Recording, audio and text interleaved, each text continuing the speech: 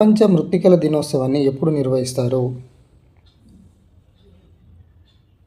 December 5న నిర్వహిస్తారు. ప్రపంచ మృత్తికల దినోత్సవం డిసెంబర్ 5న నిర్వహిస్తారు.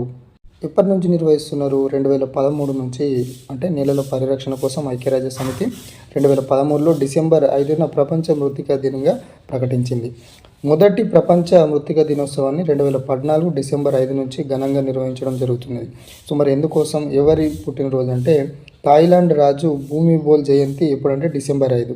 నేల సహజత్వాన్ని కాపాడడానికి, ప్రజలందరికీ ఆహార భద్రతను కల్పించడానికి, పేదరిక నిర్మూలనకు థాయిలాండ్ రాజు అయినటువంటి భూమిబోల్ కృషి చేయడం జరిగింది.